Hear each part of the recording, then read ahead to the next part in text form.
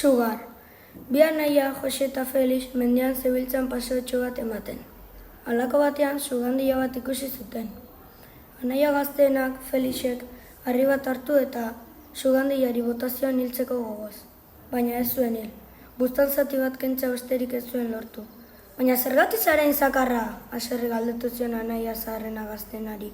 Sugandila bat besterik ez da eta, erantzun Felixek.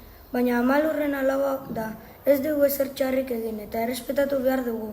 Ezek bat ere ongi iruditzen egin duzuna.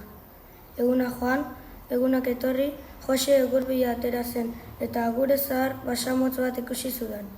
Ez arduratu gizon, nik lagunduko dizut eta behar duzun adina emanen dizut, esan zion Josek.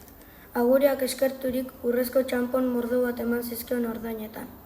Baina zergatik ematen dizkidazu txanpon hauek, galdegin zion Josek agureari harriturik. Bihotzoneko zarela bistan dago, eta hori zure saria da, erantzun zion agureak. Anaiarik ba alduzu? Bai, badaukat, Felix, ni baino gazteagoa dena. Eman iezaiozu orduan gerriko gorri hau berari.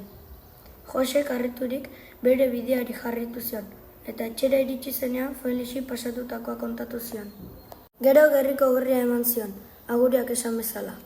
Oso itxusia da, ez dut gazteko inolako asmorik, esan zuen Felixek. Itxusia denez, hemen txelotuko dut, zuaitz honetan. Zuaitzean gerrikoa jarri bezain pronto zuaitza zutan hasi zen. Biharrik ez dudan gerrikoa jarri, bestela ni egongo nintzateke zutan, esan zuen Felixek. Agureak min eman nahi ziola uste zuelako, Felixek Joseri agurea non zegoen esateko eskatu zion. Agurea aurkitu eta azalpenak eskatu nahi zizkiolako. Bi anaiak agurearekin topo egiteko bideari egin zioten eta kobazulo batera iritsi ziren. Han zegoen agurea, ongi etorria egiteko prest. Zergatik hil nahi nauzu, galdegin zion haserre Felixek. Zergatik utzi zenidan basamotz, erantzun zion agureak.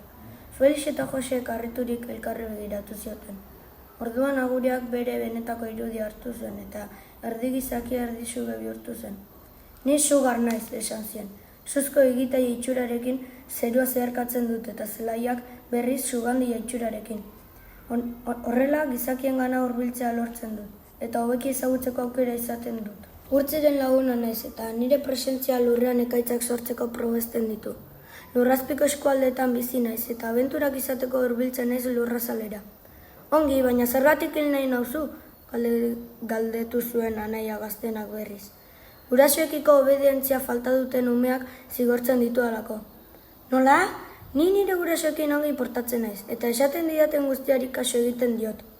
Baina amalurrarekin ez, bere seme bati min eman nahi izan diozulako. Noiz, galdegin zuen harriturik. Sugandilari harria bota zenion mementoan. Ni nintzen sugandila hura. Sugandilak ez izun ezer egin eta zuk bera erbala utzi duzu betirako. Felixek sugarri esku bat falta zitzaiola ikusi zuenean dena ulertu zuen. Handik aurrera natura eta naturako izaki guztiekin begirunetsuagoa izaten hasi zen. Horrexegatik ere geroztik Felixen etxeko atearen ondoko zuaitzaren adarretik gerriko gorri bat dago zintzilik. Amalurra eta bere semeekin errespetuz ez jokatzeak izugarrizko kalteak ekartzen ahal dituela ez hasteko.